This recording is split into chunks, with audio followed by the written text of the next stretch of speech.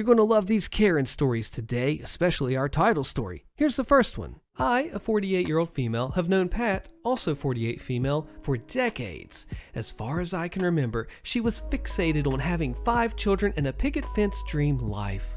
I slowly cut ties with her in college because she was an opportunist and I didn't trust her. She's both manipulative and forceful. Her idea of cute rubs me the wrong way. Pat likes to walk like a penguin when she wants to elicit pity, and she usually does this when she wants to evoke the underdog narrative. I've never seen someone act so despicable and ridiculous at the same time. I moved on with my life, happily got rid of her for years. Pat eventually found me on Facebook, and I accepted her friend request out of politeness. Pat has become the epitome of a permissive mother. Her 5 kids do as they please, and she never calls them out. She tried to force the relationship between me and her daughters and made them call me auntie. Pat tried to drop them at my house uninvited. Her phone calls were insistent. She tried to monopolize my time, and she began to show up at my job. I created some boundaries, so she tried to find loopholes. It was a nightmare. My husband and I hosted a party for the community center, not the real name, new members. The community center is actually a very informal initiative, and my husband and I mainly serve the homeless population. We prefer to help strangers instead of catering to potentially narcissistic acquaintances. We don't mind lending a hand, but we have encountered truly dishonest choosing beggars. There are other services, like one of the members who helps women get their wedding and prom dresses for free. The community center location, headquarters, is actually a farm owned by an elderly couple. There's a barn, a venue, and a very nice green field with an artificial lake and some fowl. They charge for the use of their facilities, like weddings and so on, but not for community-oriented stuff. Pat had always been salty at her husband for demanding that she go back to work after baby number 3. In the meantime, he worked 3 jobs. She demanded he get her pregnant to fulfill her dream of having 5 kids. He didn't agree because he was already nearly 45 and felt like he might never be able to retire. She got away with bringing new babies into this world anyway. Her fascination with being pregnant comes from all the attention she gets. She had at least 1 miscarriage in between each kid. Pat latched on to our group. She never missed any of our activities, and I hated having her in my house. But it was an open invitation that included virtually everyone, and she was very active as an event organizer. I didn't like the way her kids behaved. We have a designated area for parties and entertainment, but her kids ended up inside my bedroom. We ended up having to keep watch of them and enjoyed 0 of our own party. I called her days later to get my point across regarding their overall behavior, but she completely cut me off and began talking about herself and said her kids wanted to come visit again and use our pool. I never answered that. I didn't want to say, "No, I will not have your brats over." She also called me as summer was approaching, specifically to let me know her middle daughter was bored and wanted to spend a week at our home. I politely declined, citing that me and my husband have to work and cannot entertain guests. Pat paid no heed. Her kid called me on the weekend, calling me auntie, and attempted to coax me by saying, "Mom says you invited me to spend summer with you." I quickly clarified and offered an explanation to avoid hurting a kid's self-esteem. Never mind, her daughter just hung up on me. Pat's Facebook also showed some red flags. Some cryptic rants here and there were visible, along with friends' comments and complaints on how she asked a particular person to watch her kids only for a couple of hours and ended up leaving them all day. Another one of her friends criticized her girls' night out because Pat had just asked them to be patient and wait until she could pay back some money that she owed them, yet she had money to spend on Friday night outings. I thought those very public comments on private matters were more like a cry of lost patience. Unpleasant things began to happen, like the time she volunteered to wrap the Christmas presents for underprivileged kids. We all wanted to create a mix of less costly gifts with some really nice ones. Surprisingly, some nice and eye-catching toys and games went missing, but they turned up under her Christmas tree, courtesy of her mother-in-law's Facebook post. No one could prove anything, but it was hate-inducing. Or the time my daughter called me in tears to pick her up after she attended Pat's daughter's birthday, Casey. My daughter had been ignored all night because she didn't gift her the expensive gaming stuff Casey practically demanded. My daughter did ask, but I said no. We would buy her a very nice and thoughtful present according to her taste. So when I went to pick her up, my daughter was sitting alone in the living room while Casey and her friends stayed outside. Stories about Pat and her family multiplied. The owners at the farm community center decided to keep their gates locked unless they had guests or events because Pat got in the habit of driving in whenever she pleased, and it was either her kids screaming and disturbing ongoing weddings, throwing rocks at the koi in the lake, or harassing the geese in the yard. Or how she stiffed another soccer mom with the lunch bill and then pulled the struggling financially card. Or how other parents hated her because she created unnecessary hostile competition. When my daughter turned 13, I allowed her to wear my grandma's ring. It's not an expensive piece of jewelry, but it's vintage, and girls nowadays want to look boho. My granny gave it to me when I became a teenager, so I passed it on to my kid so she could wear it on her birth week. It was weird that she became quiet and distracted after that. She also didn't want to go to school, and my husband and I became suspicious. She never opened up, and my other kids had no clue. We went to her school, but her teachers assured us that nothing had changed in her environment. My husband and I suspected that she was being bullied, but our kid gave us no tools to support her. My kid is very sunny and very compassionate. She's never had any problems with other kids. So I called her best friend's mom. Natalie, my kid's BFF, told us what was going on. Casey, Pat's eldest, and my daughter had become, quote, close.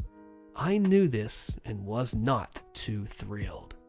I found the age, Casey was 17 gap, not exactly inappropriate, but I'd rather see my daughter spend time with friends in the same age range. Casey is very beautiful and a gifted student. She's also very conceited. To make this story short, she asked my daughter if she could try on the ring and refused to give it back.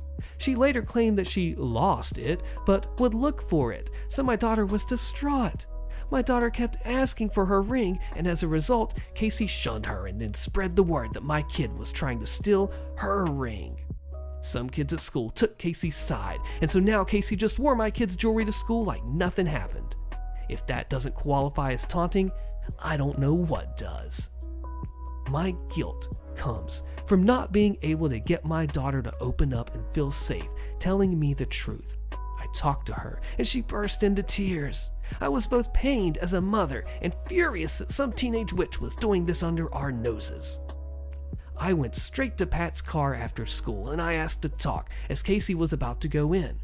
So I grabbed Casey's hand and I asked to see her jewelry. Casey froze, and she tried to make a fist. So I became relentless. Casey yelled, "Mom!" and then Pat struggled to get out of the car. I slid the ring off. See, Casey has tiny hands, and she wore the ring on her index finger. First, Pat yelled at me. After I confronted her with the engraving on the band, my grandma's maiden name, she argued that it was loaned to her daughter by my kid. Then she said that she bought it. I paid no heed. I did warn them that I knew Casey had become an abusive friend of my daughter. Pat called me to tell me off. She said that she was trying to raise an assertive young woman, and I had just messed that up by being, quote, overbearing. She never apologized for her thief of a child. Pat's husband, Hank, is what can be described as a doormat. Pat wore him down to a knob. He had no choice but to obey her to keep the peace. She was a bully who actively withdrew affection when he didn't follow her wishes, even in public. So she got kids number 4 and number 5 after a relentless campaign that included leaving him for 2 months. Her pregnancies were a nuisance because she expected to be treated like the only lady who's ever even been pregnant. She strolled around in a wheelchair almost immediately after getting pregnant, and she would get very sick on weekends, so her kids were often sent to friends and family so that she could rest. Pat systematically bullied Hank. She would leave town and take the kids with her. Poor Hank would look distraught, drinking on his porch or looking just really lonely. This is how she got off the hook and was able to leave her job. Hank had virtually no voice, so she struggled to keep the marriage together. Everyone liked him, but hated her equally. Hank loved to talk to other people, but seemed concerned that Pat would be upset. Over time, according to my husband, Hank began to show signs of depression and mental distress. Our friend, Lena, runs the Wedding and Prom Dress Initiative. It's not complicated. Dresses are sourced from donations, eBay, trunk shows, and so on. Unusually beautiful dresses are retained so that more than one bride gets to wear them. In some cases, a bride will pay $50, but most of the time, the dresses are donated to the bride. Pat was involved in this. Lena kept her in because they never had any issues and her task was limited to just shipping the dresses out. Pat decided to renew her vows, and her bridezilla, Karenzilla attitude became the icing on the cake. For starters, she bullied another couple into giving up their wedding date at the farm because she needed her renewal to match her exact wedding date. They were not impressed with her harassment, so they booked another venue. As a result, the farm owners were ticked because Pat was already costing them money after she had successfully negotiated a cut in their rate because she couldn't afford it but will repay by doing maintenance work around the venue. She never made good on her word. Pat became attached to a particular dress that was already assigned to another bride. Lena made it clear that she would need to pay for her own dress. So, Pat played it cool and shipped the wrong gown instead. She was adamant that it was the right dress, despite all the notes on Lena's agenda. The other bride was truly gracious about it. She was obviously disappointed, but never made a scene. What bothered me most is that I picked that dress and I bought it for $40 at a garage sale. It's not my money, Lena's money. It was a vintage dress, ankle length, white with lots of lace and a huge bargain. Again, when confronted, Pat did a Casey and used the "this is mine" strategy. We felt so bad for the other bride that we did our best to get her something nice to wear. The other bride was a true fighter. She had pulled out of welfare, earned her high school diploma, and was working to get on her feet by trying to earn a certificate as an acrylic nail technician. So, her reward was to have some Karen steal her dress? Pat never admitted to messing up, but just by the fact that she claimed it was her dress, we knew. Lena never allowed her in the warehouse again. Their last phone fight ended with Pat bringing up the other bride's past like it mattered and, quote, "This conversation is over. It's my dress and you are mistaken." That was weeks before the other bride's wedding. Pat went all out on her wedding decor. She spent way too much. She hired a caterer for some food, mainly mimosas and appetizers, but the wedding invitation included a request for specific dishes for her Sunday brunch wedding.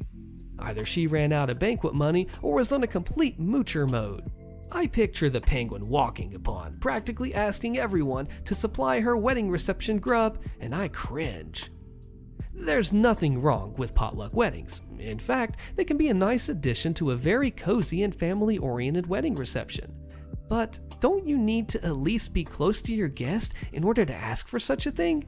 Even I got an invitation. I told everyone that I wasn't going because I was very uncomfortable being told what to bring and was probably expected to give them a cash gift on top of that. Some of the older ladies in our group agreed. Some said that they would not decline in advance because she is a bully and they didn't want a confrontation. Lena called me the night before Pat's re-wedding. Lena was there to close the Saturday night bingo and Pat was awfully friendly, but that's what she does whenever things are going her way. Lena peeked into the garment bag and saw the exact same dress while Pat was caught up supervising the wedding decoration. The thing with Karens is that they expect everyone to suck it up or make their dreams come true, or they simply underestimate everyone and think we're all fools. Lena is a very straightforward person with a "so sue me" attitude. She told me she would just ruin the dress. After all, it was hers, so she could do whatever she wanted. If Pat wanted to take legal action and should things get ugly, she needed to prove ownership. However, the dress was the same. The marks inside the hem and the tags were the same. Even the tag numbers that were punched to identify each dress for logistic purposes matched. Pat had the dress altered with some extra beading and dyed to a deep cream color, but it was obviously the same garment. Lena and I snuck in before the venue was closed for the night. All brides are allowed to stay in a small bedroom for a small charge so that they don't need to drive in on their wedding day. Honestly, the makeshift chapel was gorgeous. I don't know how she paid for it, but it was full of flowers and presumptuous details. I naively brought in some ink to spill on the dress, but Lena said she wanted, quote, something more awful, like a nasty surprise. Ink would be too obvious, and if she saw it ahead, she may be able to snag another gown from somewhere. No, the ideal thing was to have her trust the dress was fine. So Lena locked herself in a bathroom stall and completely cut out the back panel. She patiently put it back on its hanger and zipped the bag. We left through the emergency door with the back of the dress stuffed inside Lena's purse. I completely hate people who target and steal from anyone they, Pat and her kid, calculate to be in a weaker position. The wedding was scheduled at 9 a.m. Pat called me at 7 a.m., but I ignored her calls. I picked up by 8 a.m., both curious and wondering if she suspected anything. Pat was frantic. She was crying that her dress was missing by half. I purposely made her explain, being annoyingly dense and continually interrupting like she does, and stalling the conversation. She asked me if I could lend her my wedding dress, and I said no, sorry. She then asked me if I would help her get a dress. I was satisfied to remind her that the town's bridal shops were closed on Sunday and the others that would open were almost an hour away. The farm is already almost 1 hour away from our town. If Pat could get a shop to rent a dress, she would need to try the dress on and get it steamed. Even if the dress was ready to wear, it would easily take more than 2 hours round trip. She tried to ask me to go pick a dress. Who would pay for this? And even if a shop were open and they brought her a dress, it would add to the cost. Also, these shops open at 10 or 9:30 at the earliest. By the time they got to her, it would be time to wrap up the wedding because she needed to clear the venue by 12 o'clock for the next event. She broke down and mumbled some stupid stuff I didn't understand. So Pat hung up on me and called Lena instead. She asked Lena to bring her anything she had available. Lena and I ended up delivering the most outdated, moss-smelling, oversized dress. Pat's disappointment was a mix between angry and emotional. She also tried to wear her knee-length silk bridal slip as a wedding dress, but it was too obvious and it looked really cheap. She tried to get her daughter to give her her own dress to wear with an open back zipper due to fitting issues, but Casey refused, asking if she was supposed to attend the wedding naked. She got a point, plus Casey is petite. The dress needed a petticoat to plump up the skirt, which wasn't available. So it dragged all over the floor and Pat had to keep pulling it up. Pat walked down the aisle with one hand on her bouquet and another one grabbing her dress. The dress looked limp and weird with the arrangements of pins they didn't show that caused the sleeves and the neckline to pucker into messy rims. She spent the ceremony looking uncomfortable and out of place. Very few people attended, but that was not part of any revenge. That was just how people reacted to her entitled attitude. The dress looked awful. The reception portion of the wedding had all this princely decoration, a very nice cake, and a bridezilla with a dress from hell. I didn't stay, but I was told she was so disappointed that she spent her wedding sulking. There was no dance, no actual speech. She had to change into a shirt and leggings because the dress was too uncomfortable. Everyone talked about how Pat put on her flip-flops and walked around aimlessly until she ordered the ushers to start folding up the chairs within 1 hour of the reception. So she practically kicked everyone out, and the cake was never cut. Pat wasn't the same after this. She was not as loud and avoided everyone. I think she was disappointed that nobody ran to her rescue, not even her family who came from out of town. Her husband finally cracked under all the pressure and sought some help. He was slaving away and coming home to clean the house while Pat used her kids as an excuse to spin like crazy. Hank also had to do kid homework because Pat never had time or never had patience. She also refused to get a part-time job so her kids could attend an after-school and get help with their school stuff. Therapy seemed to help Hank because the last time Pat left with her kids, he didn't seem distraught. He would be riding his bicycle and could be seen more relaxed while mowing his lawn. Hank told my husband that he had complicated taking himself out after their third kid. When Pat returned, he maintained the routine but was interested in going out by himself and doing things for himself. We began to see Pat alone all the time. Hank was seen less and less in the same car and eventually moved in with his parents. He filed for divorce on the grounds of emotional cruelty, and I don't think he won. Instead, I'm not sure of this because this is what I was told, there was some sort of a settlement or agreement that she would not get close or interact with him unless it has to do with the kids.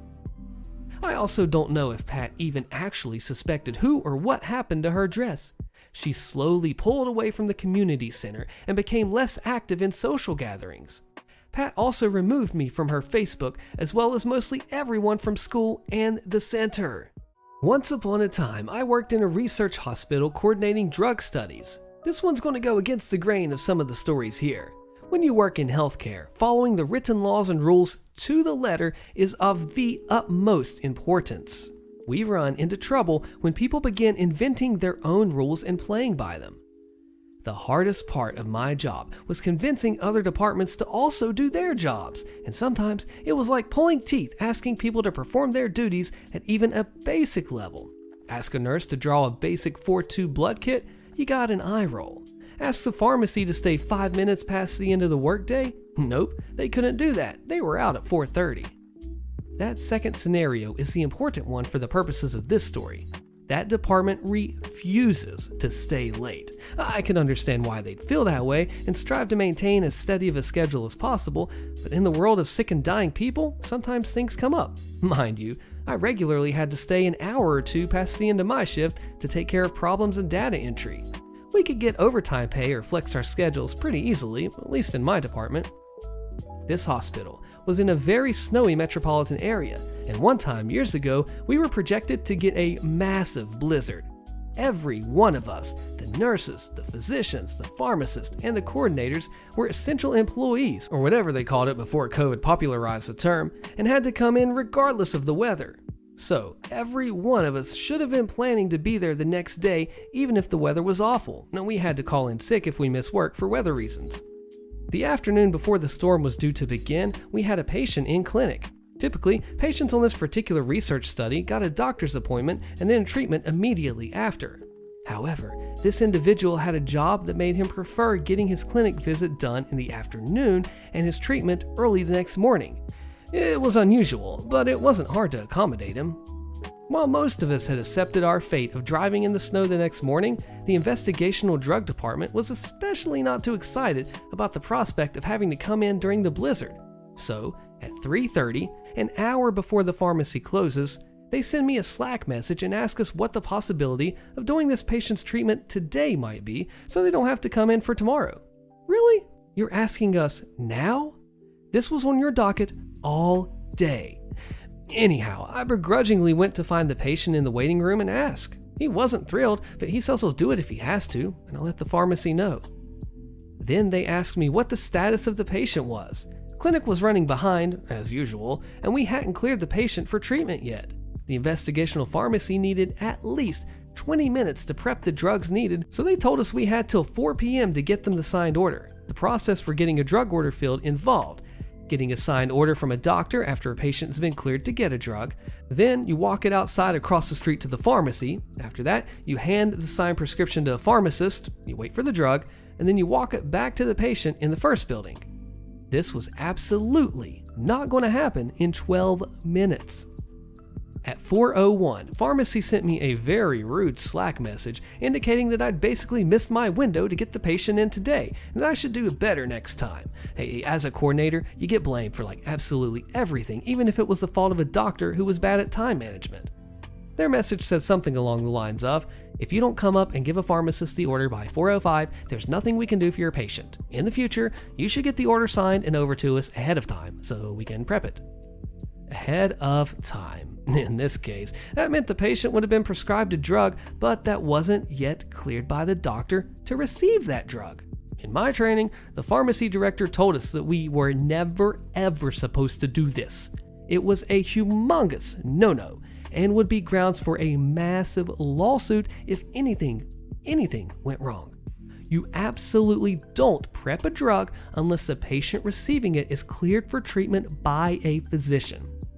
I really liked the pharmacy director, and I messaged her regularly with questions about drugs that patients might be considering while on study, but she wasn't super involved in the day-to-day of the pharmacy workers and tended to focus on bigger picture tasks, hence why her employees were inventing their own rules and demands. So I'm supposed to get this patient in today, right now, yeah? Alright, if you insist. So I got the order signed by the physician ahead of seeing the patient. They didn't really give a crap. Next step, in the words of the person who messaged me, was to take it to a pharmacist, yeah? You said I had to take it to a pharmacist by 4:05, right? What if, instead of walking it directly to the pharmacy, I took it directly to the pharmacy director? She was still a pharmacist and could do everything the folks in the investigational drug dispensary could do. I told her that we hadn't cleared this patient, but I'd been urged by the pharmacy to dispense the drug anyhow, so that the patient wouldn't have to come in tomorrow for their treatment. She looked puzzled and asked if the patient rescheduled while in clinic.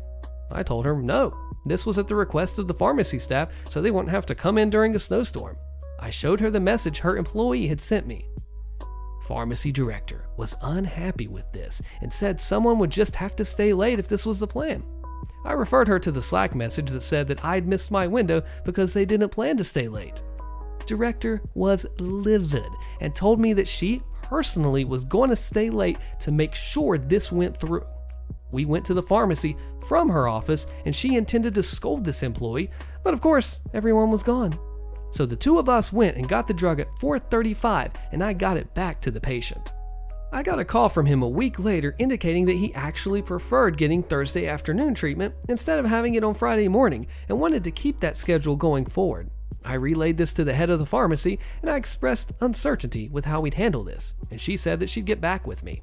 We all got an email a few days later saying that the investigational drug department would now be staying open until 5:30 and one person would be staying late every day, rotating every day, so that someone could cover late drug orders. But I knew she only had 3 pharmacists and they were all salaried, not hourly, which meant some of them would be covering more than 1 late hour a week. I went to get this patient's next dose of drug a few weeks later at about 4:45. The same woman who'd asked me to break the rules was working. I asked how she was doing and she told me that she was having to work 3 4:30 to 5:30s a week, presumably because she tried to act unethically a few weeks prior. She handed me the pill bottle and slammed the window in my face. And to think, if the pharmacist would have just shut up and done their jobs like they were supposed to and come in during one snowstorm, they'd still be able to leave at 4:30 every day. If you work in healthcare or health research, don't make your own rules, kids. Karen puts a disabled man in my ER. I press charges. Click the video on your screen so you find out what happens, and I'll see you there.